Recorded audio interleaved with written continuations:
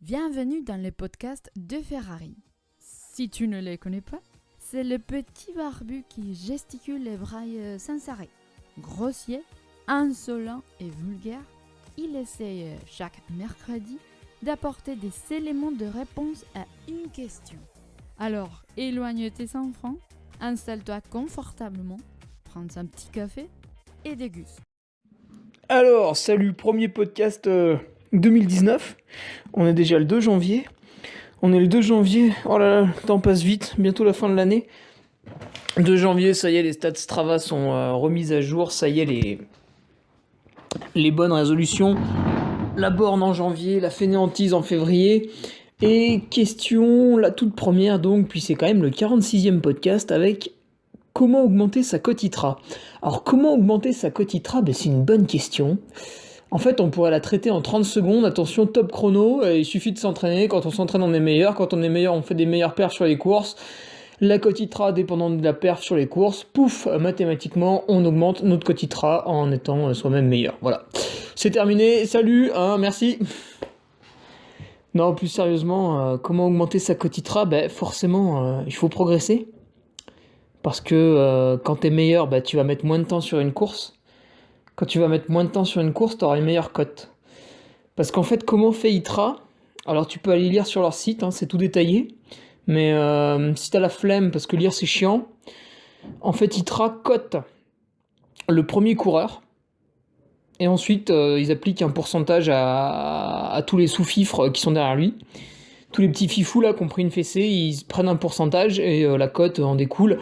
Si, comme moi, t'es abonné à l'ITRA, ça coûte une broutille, 8 € par an. Comparé à ce que tu donnes à l'État français, c'est que dalle. Donc tu as tout le classement sur chaque course, en fait, tu as la cote ITRA de tout le monde, et tu peux regarder du coup le pourcentage qui est fait à chaque fois.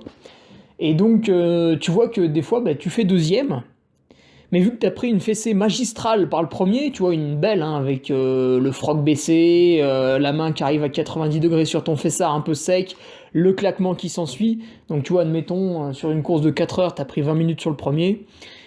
Il est possible que tu prennes facilement 30 points ITRA dans la vue. Tu vois, s'il est coté à 800, toi tu ne peux pas trop espérer dépasser les 770 quand même.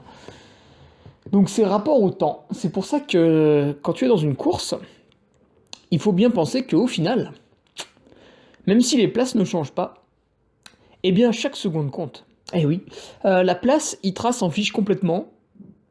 Après en fait, forcément quand t'es 26e ou 126e, t'as un écart par rapport au premier qui est plus conséquent que le mec qui est 3 places devant toi. Donc l'homme naïf pourrait se dire ouais, ça prend en compte la place. Non, en fait pas du tout, c'est vraiment le temps. Donc chaque seconde compte, donc il faut faire des courses très appliquées, ne pas se relâcher, ne pas péter un plomb et bouder pendant 5 minutes à un ravitaillement, voilà. Le but pour optimiser sa cote ITRA, c'est qu'il faut faire la course en perdant le moins de temps possible, en optimisant tout et n'importe quoi, en gardant en tête quand même que la performance primera, mais il faut être très concentré, tout du long. Si à un moment donné, tu t'arrêtes, refaire ton lacet, ça arrive, des fois il se défait, le petit schlagus, n'en profite pas pour faire une pause de 2 minutes sur le caillou, tu vois, continue, file, trace. Chaque seconde compte, et les places, on s'en fiche. Après, la cote ITRA, ça je l'ai remarqué, quelques mauvaises langues diront que non. Je les invite donc à participer à l'échappée belle. J'ai remarqué que la cote ITRA dépendait quand même beaucoup du terrain. Je sais plus à qui j'en avais parlé dans l'ITRAosphère, parce qu'on aime bien mettre sphère à la fin des mots, tu vois, la giletosphère du gilet jaune, là. Comment ils ont appelé ça ?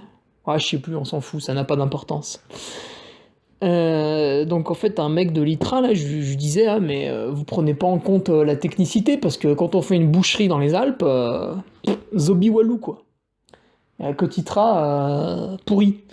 Il dit si avec le temps du premier on prend en compte patati patata. Bon, dans la vraie vie non pas du tout. Tu prends la cote du premier de l'échappée belle, même quand ça a été Sylvain Court. Alors je veux bien que il ait peut-être pas été à 200 000% de son potentiel, n'empêche qu'il a pas non plus fait une rando gourmande. Sa cote ITRA, elle est merdique. J'ai pas le PC sous les yeux pour te donner le chiffre, mais elle est pourrie. Elle doit pas être dans ses 5 meilleurs. Alors que sur l'UTMB, où là tu as un chemin qui est lisse, à la limite il est même pas en dévers, tu vois, il n'y a pas de cailloux au milieu, il n'y a rien, tu peux vraiment courir ou marcher de la meilleure des manières, là tu vas faire une bonne cote. Après le problème c'est que l'UTMB c'est très long, et c'est peut-être trop long, parce que du coup tu prends vraiment une grosse branlée par rapport au premier, et du coup avec cette règle du pourcentage, bah en fait t'as une cote toute pourrie. On l'a vu cette année, en fait, vu que l'ensemble des favoris a abandonné. Bon, bah ça, c'est de leur faute, hein, ils ont fait n'importe quoi. Ou ils ont eu un problème, ou ceci, ou cela. Enfin bref, c'est pas de la faute de ceux qui ont fini, en tout cas. Ça, c'est sûr. Et bien, tu as un écart entre Xavier Thévenard, on va dire entre guillemets, le rescapé, et puis le quatrième, qui est, je sais plus qui, là, un Norvégien.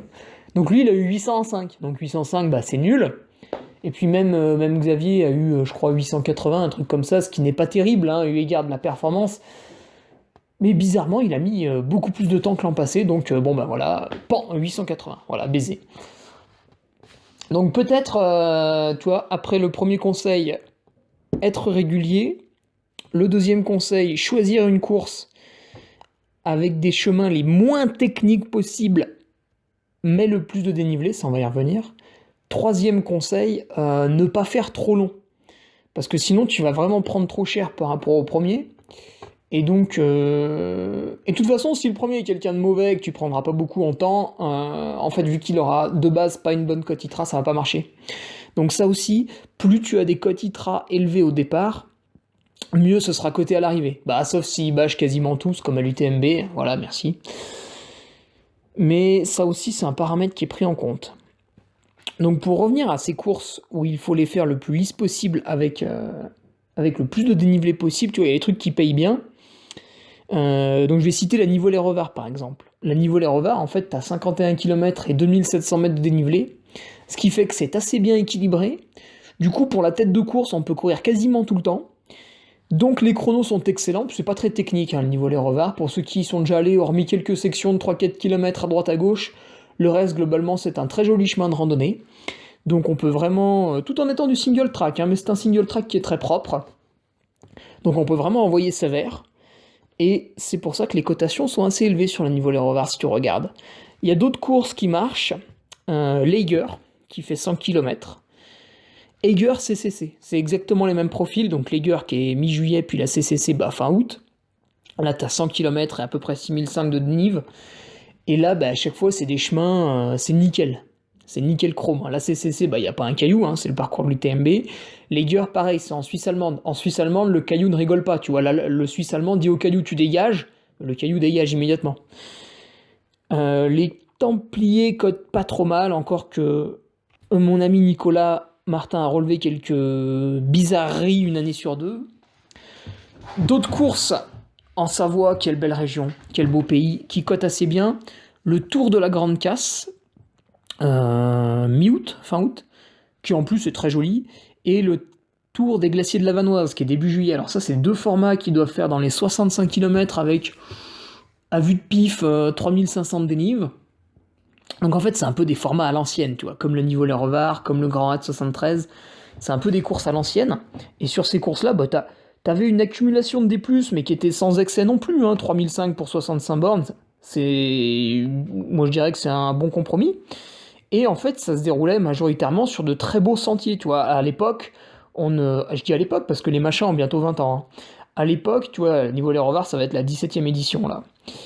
À l'époque, en fait, on ne cherchait pas à aller crapahuter à travers la forêt en passant dans des chemins complètement idiots, avec des cailloux de partout, des racines de partout, limite ça devient une Spartan Race, on sait plus trop, tu vois, si on court ou si on est dans la jungle. Donc à l'époque, voilà, on prenait un chemin cohérent qui reliait des panoramas. Donc par exemple pour la Nivolay-Revard, tu relis la croix du Nivolay et le mont Revard depuis la plaine, depuis Vauglan, qui est à côté de Chambéry. Pour le tour des glaciers de la Vanoise, son nom l'indique, hein, ça fait quasiment un cercle, et tu fais le tour des glaciers de la Vanoise. Pour le tour de la Grande Casse, tu as une montagne qui s'appelle la Grande Casse, boum, on fait le tour, voilà, tu vois, c'est pareil. Très simple, hein, à chaque fois. Et ces trails à l'ancienne, du coup, tu avais un beau chemin de randonnée, qui est habituellement fait par les touristes, tu sais, qui s'arrêtent dans les refuges et tout. Et puis nous, on le fait en une journée, c'est cool. C'est aussi pour ça que la course à pied, c'est de la bombe. Et donc, sur ces beaux chemins de randonnée, si t'es suffisamment entraîné, fort, résistant, tout ça, disons bon, tu peux envoyer sévère. Tu peux envoyer sévère, et du coup, à l'arrivée, la Kotytra est belle. Elle est fort belle. Alors, un peu plus technique, mais ça paye bien, et je vais expliquer pourquoi, c'est le 90 km du Mont Blanc. Ça paye bien pour 2 raisons, malgré sa technicité. Il y a quand même quelques cailloux en descente, je sais, c'est pas la Réunion, mais quand même, c'est pas les mêmes chemins qu'il y a l'UTMB. Donc ce 90 km du Mont Blanc, si tu veux, il paye bien pour 2 raisons. Raison number one, c'est le plateau sportif au départ. Il y a beaucoup d'athlètes avec une grosse Kotytra, et vu que c'est, entre guillemets, seulement 90 km, en général, ils bâchent pas trop, encore que, et du coup, ils sont à l'arrivée, ce qui fait qu'il y a un bon rapport entre grosse Kotytra au départ et grosse Kotytra à l'arrivée, et ça, c'est très très bon pour mettre une grosse Kotytra au vainqueur. Et deuxième fait, c'est que ce 90 km du Mont Blanc est pentu. Il est fort pentu, il y a 6005 de dénive pour 90 km, donc par rapport à l'Aigueur et à la CCC, c'est bien plus corsé. Tu vois, là, pour ceux qui se tâtent à prendre les bâtons, là, pour le coup, il les faut. Et c'est vraiment, je monte, je descends, dans des taquets bien raides, et donc ça, c'est très très très bon pour la Kotytra, tu vois. Quand il y a un ratio kilomètre dénivelé qui est débile et gargantuesque, ça, la Kotytra, elle kiffe. Donc, petit retour sur toutes ces courses qui cotaient un petit peu bien. J'ai noté aussi dans les trails courts, alors c'est souvent difficile parce qu'il faut aller vraiment très très très vite sur trail court pour faire une bonne Kotytra, tu vois. Alors, ça faudra me le dire dans les remarques, commentaires, mais j'ai souvent noté que quand même la bonne Kotytra intervenait sur des formats entre 40 et 80 km. Peut-être aller un peu jusqu'à 100, puis aller un peu jusqu'à 30, mais globalement, je vois que les meilleurs Kotytras se situent entre 40 et 80 km. Et sur les petites distances, donc j'avais noté l'an passé le Trail des Princes à Seyssel, dont Xavier Thévenard est l'ambassadeur. Ce Trail des Princes, il note pas mal. À voir cette année, on va essayer de le faire en le préparant un peu plus sérieusement que l'an passé. À voir cette année, mais il notait pas mal ce Trail des Princes. Donc là, il y a 26 km et 1650 mètres de dénivelé. Tu vois, c'est 3e week-end d'avril, c'est excellent pour se remettre en marche après un hiver peu rigoureux.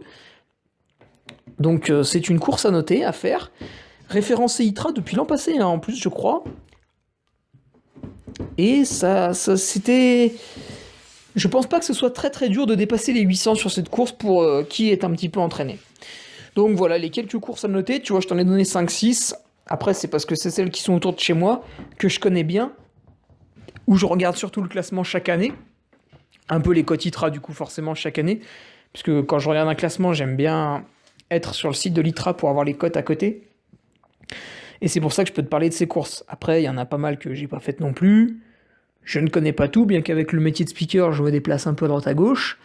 Donc si t'as des courses comme ça où t'as remarqué que la Kotytra payait bien, n'hésite pas à nous les donner, à nous les divulguer. Et puis, si tu as d'autres renseignements sur comment avoir une bonne Kotytra, n'hésite pas non plus.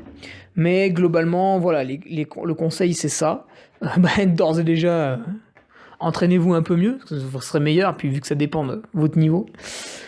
Et ciblez les courses. Alors, en plus, tu vois, par exemple, admettons quelqu'un, c'est l'année 2019, et il se dit, putain, j'estime que ma Kotytra est beaucoup trop basse par rapport à mon niveau, ça m'énerve, cette année, les paysages, les trucs, les machins, le trail pour le plaisir, j'en ai rien à branler, moi, cette année, je veux augmenter ma Kotytra, voilà, j'ai de l'ego, ça m'énerve, je veux qu'elle augmente parce que je ne me sens pas satisfait avec cette Kotytra, donc je vais planifier mon année pour l'augmenter. Alors, ce que je lui conseillerais, ce serait de faire un hiver très rigoureux pour progresser physiquement, et de placer un premier objectif, par exemple, sur cette Nivolet-Revard début mai. Donc en plaçant l'objectif sur cette Nivolet-Revard, il aurait donc placé un objectif sur une course qui cote bien. Après, la personne lambda ne peut pas être responsable du niveau d'élite sportif au départ, donc ça, c'est un paramètre qu'elle ne peut pas maîtriser. Encore que sur le Nivolet-Revard, si vous regardez le vainqueur de toutes les années précédentes, on a du Seb Speller, on a du Sylvain Court, on a du Ludo Pomeray, on a tout ce que tu veux. En 2010, on avait même un Nicolas Martin qui avait été 20e, un Patrick Bringer sur le podium, un Antolinos 10e, enfin voilà, donc c'est quand même une course qui est bien connue, et régulièrement on a de l'élite, gentiment. Donc en ciblant le premier objectif sur une course qui paye bien niveau ITRA, on est sûr d'être prêt pour une bonne course. Plutôt que de la faire en prépa, et donc de pas être à 100%, et de mettre son objectif, un mois après sur le Grand Raid 73, qui lui est quand même pas mal technique, avec du hors-trace. Alors c'est très très beau, hein, mais du coup ça paye peu niveau ITRA. Mais c'est très beau, hein, je conseille. Pour ceux qui sont vexés de ne pas pouvoir faire la Maxi Race, le Grand Raid 73, je conseille. Très très beau. Et puis là aussi c'est authentique, hein. À côté, là, c'est vraiment, là c'est hein, pour ceux qui prônent le try-off, le retour aux origines, allez au Grand Raid 73, vous serez pas déçus. Hein. Ensuite, donc le mec aurait placé la Niveau Rover en premier objectif, boum, il a une bonne cote ITRA, mais il voulait la faire progresser sur toute l'année. Derrière, repos, il enclenche une prépa et il se met sur la CCC. Alors s'il aime pas trop le long, parce que la CCC fait 100 km, il peut se mettre sur le Tour de la Grande Casse, fin août. Donc on a un objectif début mai, on se repose, on se reprépare, on a un objectif plutôt à la fin de l'été, fin août, et donc là on peut encore de nouveau performer sur une course qui rapporte niveau ITRA. Et alors après c'est là qu'il y a un problème, c'est pour la 3e en fin de saison. C'est compliqué. J'ai essayé Capton en Afrique du Sud, je déconseille. Il y a énormément de chemins où on peut pas courir très bien, voire pas du tout. Donc ça paye mal hein, pour la côte ITRA. Ça paye assez mal. La Réunion, ça paye très mal également. Hein, je passe sur la technicité de la Réunion. Qu'est-ce qui pourrait bien payer ? Peut-être les Templiers. Mais c'est moins sûr. Après, voilà, tu prends... alors pas n'importe quelle course, parce qu'il faut qu'il y ait une grosse cote ITRA au départ. Donc je pense qu'aux Templiers... c'est intéressant de faire l'Endurance Trail, de faire bien sûr la grande course des Templiers, de faire aussi le marathon des Causses, où il y a de plus en plus d'élites au départ, puis bon, c'est tout. Après le reste, il y en a juste un ou deux, ça vaut pas le coup. Mais là encore, c'est peut-être un peu proche de ta CCC ou de ton Tour de la Grande Casse, donc j'irai avec plus de réserve. Et peut-être comme 3e objectif, il faudrait viser un truc plus en novembre. Alors en novembre, qu'est-ce qu'on a ? Eh bien cette année, je n'ai pas regardé les cotations, mais il y avait ce 42 km à la Maxi Night. Mais c'est en duo, hein. Je ne sais pas si ça a marché. Ça peut être compliqué pour la fin de l'année. La Saint-Élion, peut-être la Saint-Élion, encore que la Saint-Élion, il y a un paramètre. Il n'y a pas beaucoup de dénivelé. Mais vu qu'on va très très vite, en fait, ça compense, parce que le temps est réduit pour les 80 km. Donc ça cote assez bien. Par contre, si on tombe sur une année compliquée, au niveau de la météo, avec, de la neige, mais pas forcément de la neige, surtout de la glace et du verglas, qui vont soit te faire tomber et t'arrêter, soit te ralentir, ça peut être compliqué pour faire un bon temps et avoir une bonne cotation. Donc à la limite, je ferais ça, moi. Je ferais cette Niveau-Rover, cette CCC au Tour de la Grande Casse, et puis derrière la Saint-Élion. Et avec ces 3 courses, en les préparant bien, je pense qu'il y a moyen d'augmenter sa cote ITRA 2019 de manière drastique. Et je proposerai bientôt ma vidéo saison 2019, tu verras que je ne ferai pas ça du tout. Pour plusieurs raisons. Et voilà pour le programme pour ceux qui veulent augmenter leur cote ITRA. Mais bien sûr, le principal reste toujours d'augmenter son niveau. Voilà, augmentez votre niveau, et ça viendra tout seul, à moins que vous fassiez chaque année l'échappée belle, le Grand Raid de la Réunion et le Grand Raid 6666 chez Antoine Guillon. Voilà, si chaque année vous faites ces 3 courses, ça va être compliqué d'augmenter votre cote ITRA, parce que c'est quand même 3 belles boucheries.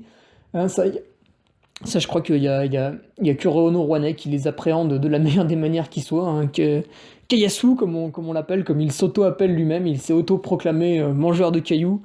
Et il a bien raison, putain, il aime ça, le Bouga. Il est bon là-dedans. Allez, à bientôt, nouveau podcast pour la nouvelle année. Augmentez votre cote ITRA, devenez meilleur. Ciao, à mercredi prochain. Épisode terminé. Il est disponible sur YouTube, SoundCloud et Facebook. Dans son élan de gentillesse, il le laisse libre de téléchargement sur SoundCloud et sur son site internet. Les liens sont dans la description. Si tu veux qu'il se tortue l'esprit sur ta question, harcèle-le par mail. hugue.ferrari@laposte.net. À mercredi prochain.